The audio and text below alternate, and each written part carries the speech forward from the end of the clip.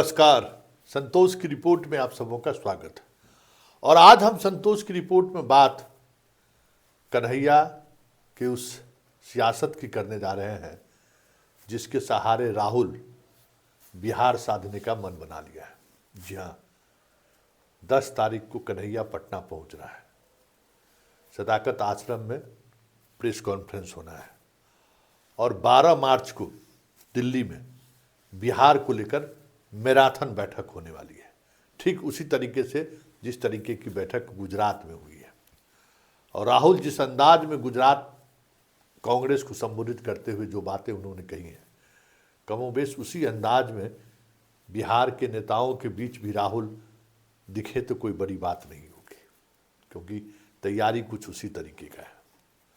और तैयारी यही है कि कन्हैया के हाथों बिहार कांग्रेस की कमान थमाने की रजामंदी लगभग हो चुकी है। और उसी रजामंदी का इम्पैक्ट, प्रभाव आपको देखने को मिलेगा जब कन्हैया यात्रा पर, बिहार की यात्रा पर निकलेंगे। बगहा से शुरू करेंगे, चंपारण से शुरू होते हुए पूरे बिहार की वो यात्रा पर रहेंगे और चुनाव तक बोरिया बिस्तर बांधकर उनको बिहार में ही बिठाने का फैसला राहुल गांधी ने किया है। लेकिन बड़ा सवाल यह है कि कन्हैया को लेकर जिस तरीके की सियासत लालू परिवार करता रहा है, राहुल के इस फैसले को वो किस तरीके से लेता है, ये देखने वाली बात होगी।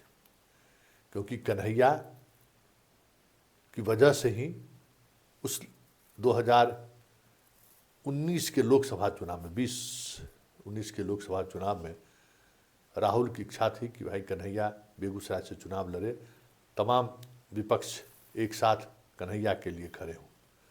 लेकिन उस समय लालू परिवार ने एक बड़ी सियासत की रची और कन्हैया को बिहार की पॉलिटिक्स से बाहर कर देना है, इसको लेकर उन्होंने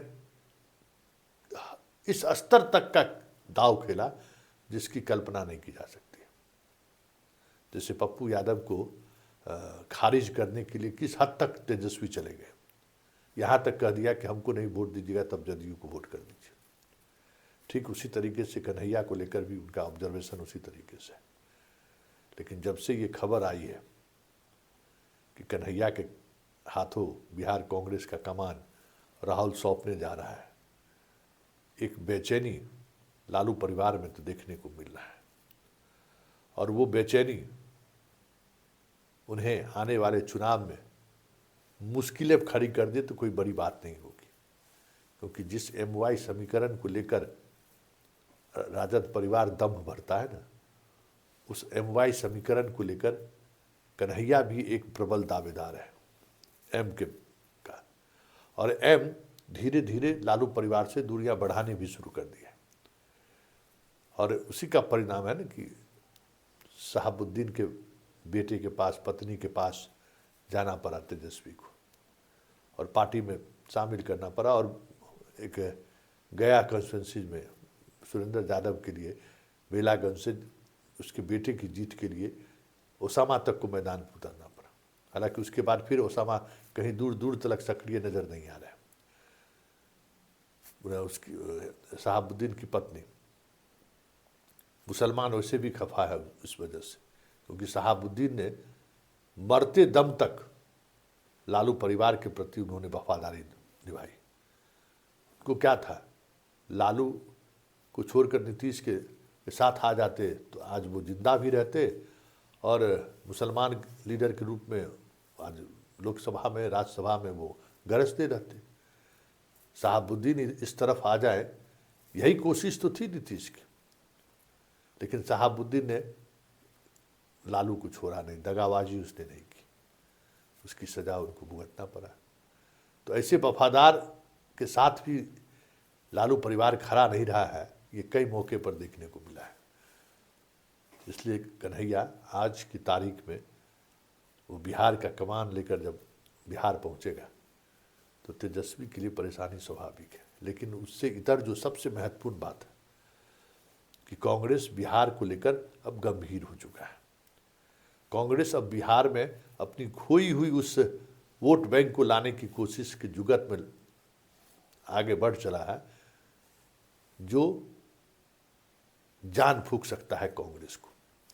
देखिए जो चीज़ें देख रहे हैं, गौर से अगर आप गौर करिएगा कि कांग्रेस जिस तरीके से बिहार प्रभारी युवा चेहरा,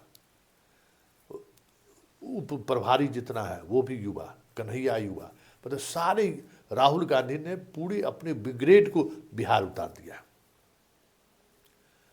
पूरे ब्रिगेड को। और ये भी समझने वाली बात है कि उसने क्यों बिहार में इस तरीके का खेल खेला है।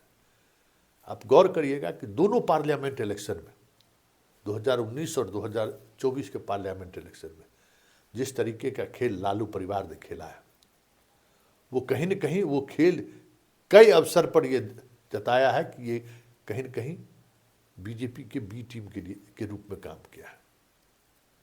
एक निखिल कुमार की सीट को लेकर विवाद हुआ और उस विवाद को लेकर राहुल थोड़ा अपने आप को बैकफुट पर लाए।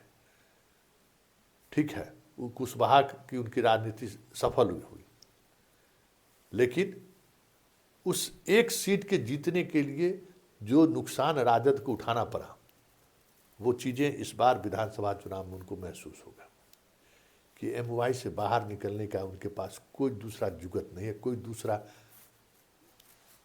चेहरा भी नहीं है, बाहर निकल ही नहीं सकते। एक मौका था कि इनका जो पुराना समीकरण था एमवाई और राजपूत का, जिसके सहारे ये बरसों तक राज किए बिहार में, वो मौका था निखिल कुमार को पार्लियामेंट का कांग्रेस के उम्मीदवार के रूप में समर्थन करने का, लेकिन बड़ी सियासत इन्होंने साधी। तो ये भी राहुल को याद है। इसलिए इस बार जो कुछ भी होगा, राहुल ने मन बना लिया है कि ये सारे के सारे जो क्षेत्रीय दल हैं उसमें अधिकांश बीजेपी के बी टीम के रूप में काम कर रहे हैं। पार्लियामेंट का इलेक्शन आता है तो कहीं न कहीं बीजेपी को मदद करते हुए दिखते हैं।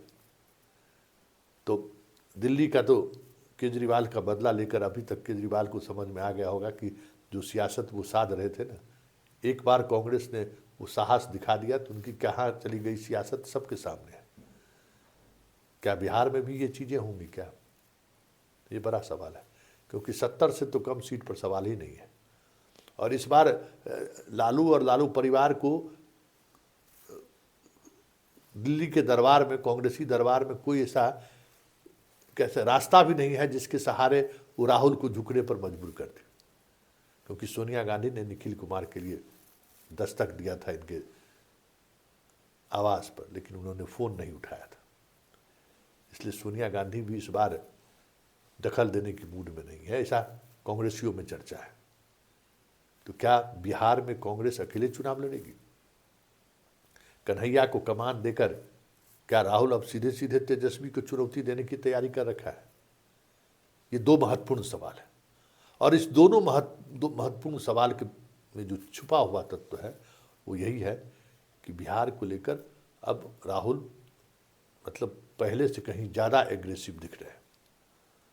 और बिहार में कई उन्होंने कार्यक्रम भी किया है, अलग अलग वर्ग के लोगों के साथ, अलग अलग जाति के लोगों के साथ उन्होंने एक अलग तरीके का प्लेटफॉर्म भी तैयार करने की कोशिश की है, जो 2025 के विधानसभा चुनाव में एक कह सकते हैं कि एक प्लेटफॉर्म, एक नींव के रूप में वो इस्तेमाल कर सके।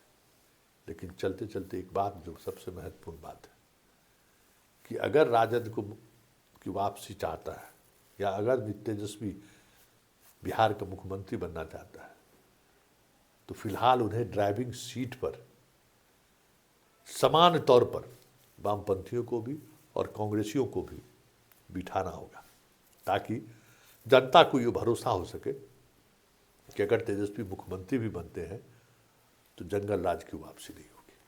क्योंकि आज भी लोगों के जेहन में लालू का वही राज मतलब आईने की तरह साफ दिखने लगता है कि अगर आया तो फिर वही दौर तो कहीं लौट नहीं आएगा।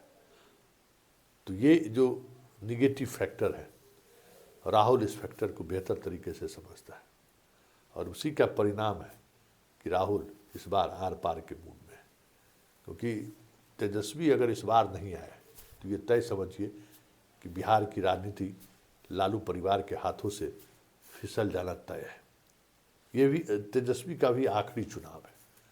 उम्र भले पूरा उम्र उनका बचा हो, लेकिन 15 वर्षों से बिहार की राजनीति में वो सक्रिय हैं, और इस सक्रियता के बावजूद भी 10 वर्ष तो हो ही गया, 15 वर्ष में प्रवेश करेंगे, बावजूद भी सत्ता से अगर वो दूर रहे और ये भरोसा नहीं रहा उनके प्रत्याशियों को कि तेजस्वी के सहारे हम चुनाव जीत सकते हैं, तो चुनाव से पहले ही बहुत सारे लोग रास्ता बदल दे, तो ये भी कोई बड़ी बात नहीं होगी।